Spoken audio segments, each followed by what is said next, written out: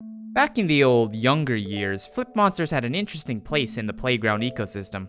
We all had friends who, like Joey Wheeler before them, relied solely on the strength of their monsters, prioritizing big numbers over keen strategy, only for their terrifying blue eyes to fall victim to a humble penguin soldier, at which point you would smugly look on as tears welled up in your opponent's eyes.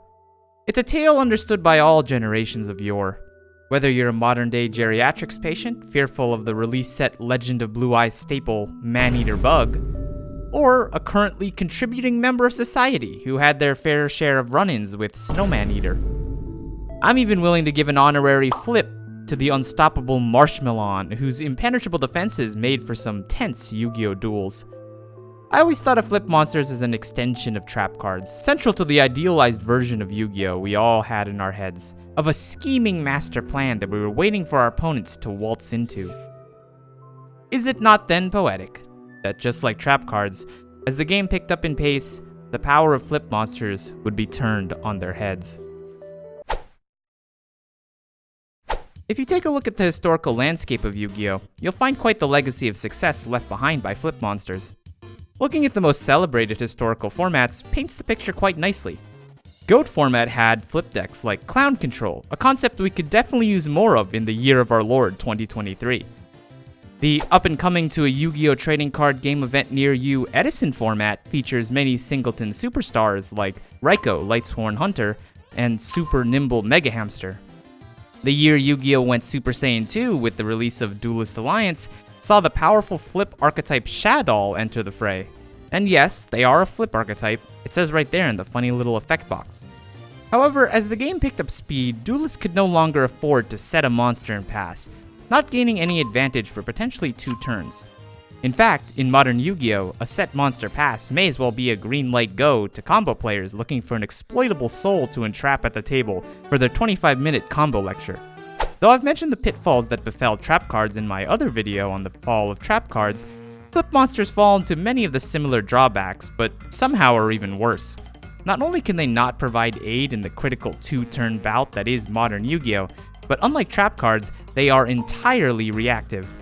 While some of the most powerful trap cards can be flipped anytime once online for powerful effects like Harpy's Featherstorm and a Pointer of the Red Lotus, flip monsters kinda have to seduce your opponent into flipping them.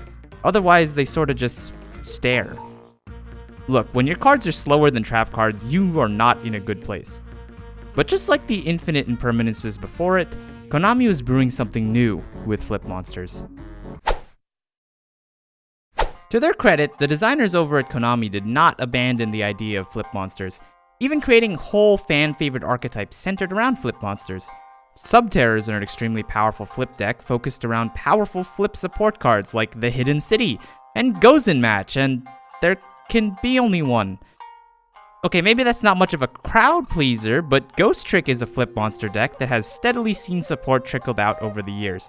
They even had heavy influence on the recent Master Duel Duelist Cup, where they were a top contender due to their ability to Xyz summon. Okay, maybe the flip mechanic has lost a little bit of its luster, but at least Konami doesn't shy away from experimenting with their finest Gen 1 creation.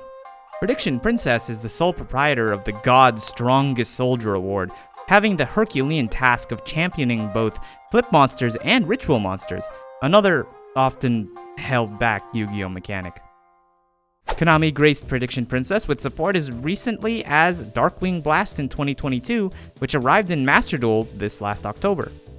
And, in tradition with Konami's constant pandering to nostalgia, certain flip monsters have been retrained and equipped with more modern sensibilities, such as mimicking Man-Eater Bug, an upgrade from the OG Man-Eater Bug, who now gains the attack of whoever it destroys, steals its type, cannot be destroyed by battle or by card effect of monsters of the same type, scored a perfect 1600 on his SAT, and graduated cum laude from Bug Academy. Aren't you proud of how far he's come? As sad as it is, flip monsters are all but obsolete in the modern era of duel monsters. Despite a history of excellence at both the playground level and the competitive level, their glacially slow mechanics have left them no future. Unless of course Konami reveals the new, quick effect, flip up, lingering floodgate, searchable 6 ways to Sunday that can play under Gozen Match.